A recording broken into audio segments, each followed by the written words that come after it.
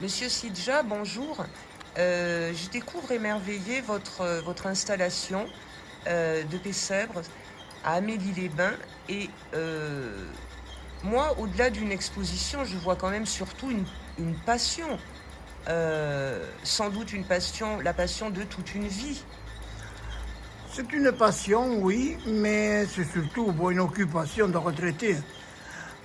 Disons que j'ai toujours vu des crèches chez mes parents, chez mes beaux-parents, et on s'est piqué au jeu, ma femme, d'essayer de représenter les anciens métiers qui étaient dans notre région et essayer de reprendre ces crèches qui se faisaient déjà dans tous les petits villages et dans toutes les églises.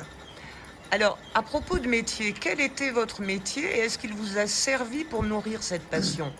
Non, j'ai eu une petite formation de menuisier avec un petit CAP de menuisier, mais j'étais dans le bâtiment. Donc ça n'a rien à voir avec mes 100 ans, ni avec les crèches. Sauf peut-être que toutes les tuiles ont été faites une par une à la main et il y en a 2800. C'est magnifique. Alors, qu'est-ce qui est acheté en Provence, j'imagine, ou peut-être dans d'autres régions, et qu'est-ce qui est de votre fabrication pure, à vous et à votre épouse? Bon, toutes les 100 ans ont été achetés, soit directement en Provence, soit chez des particuliers. Renettoyés, réhabillés par ma femme. Par contre, tout ce qui est décor, tout ce qui est mécanique, c'est moi-même qui les construis un peu tous les ans et en ajoutant tous les ans. Il faut dire que nous avons quand même sur cette crèche 180 personnages et nous en avons 20 qui fonctionnent avec des petits moteurs de récupération. Donc c'est surtout un amusement et un passe-temps. Très bien. Et alors, cette installation à Amélie-les-Bains, vous les exposez probablement ailleurs, mais cette année, le choix d'Amélie-les-Bains, donc vous êtes un Amélien ou Oui, vous êtes Amélien?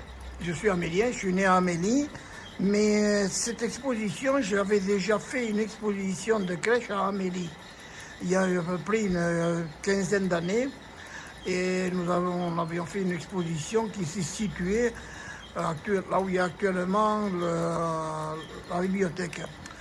Je dois dire qu'à cette époque-là, nous faisions partie d'une association qui était amélienne et elle s'est dissoute par la suite. Et on avait présenté plusieurs crèches, c'est-à-dire qu'on avait piqué l'idée de représenter toutes les crèches du monde. Et il s'est avéré que petit à petit, après Amélie, où avec ma femme, on a fait des expositions sur Canet, sur Perpignan, on a ajouté tous les jours. Et nous en sommes arrivés à plus de 80 crèches que nous exposerons certainement l'année prochaine. Crèches de tous les pays du monde. Alors, cette exposition l'année prochaine, à Amélie ou à l'autre bout du département? Non, pour l'instant, je préfère qu'elle reste sur Amélie quand même. Hein. Tant qu'à faire, je suis amélien, je suis né à Amélie.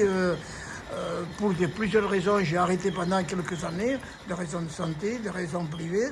Mais bon, si je peux, je continuerai. Si ma santé le permet, je continuerai à Amélie. À Amélie, d'accord. Donc là, en direct, on est à peu près sûr, on peut rêver à ce beau cadeau pour le Noël 2022, donc, de monsieur et madame Villa. Oui, Sidja, pardon. oui, certainement, et peut-être que même on va l'agrandir parce que cette crèche en principe fait 24 mètres carrés.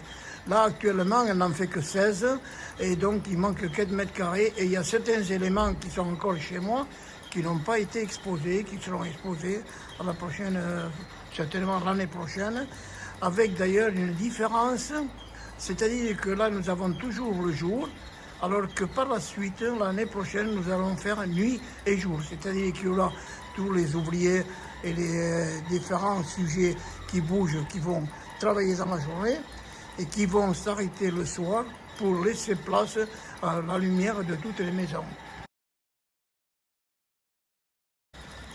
Monsieur Sidja, on est parti pour 2022 et là, si je regarde dans la lorgnette, On va s'approcher de la période de carnaval. Ça évoque quelque chose pour vous, carnaval? Vous êtes un néo ou vous avez encore une longue histoire à nous raconter?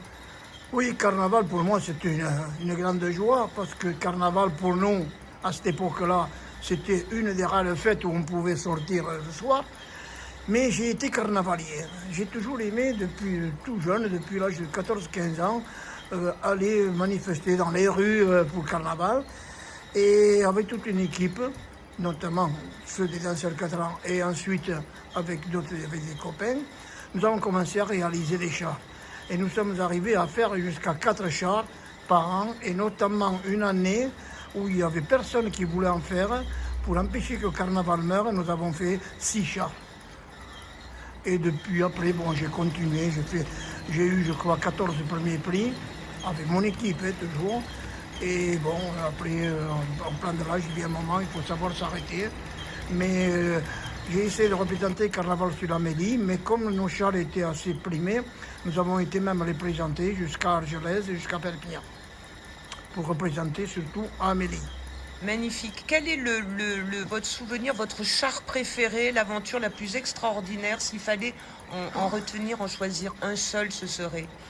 Oui, je crois que ça a été un des plus beaux qu'on a fait. Il y a eu 2 anecdotes. Ça a été Picsou, qui était très très beau et qui était sur son lingot d'or. Et ensuite, nous avions fait notre chat. C'était Gulliver, qui tenait dans sa main un enfant, enfin une poupée, et qu'on nous a démoli dans une nuit, la veille de sortir les chats.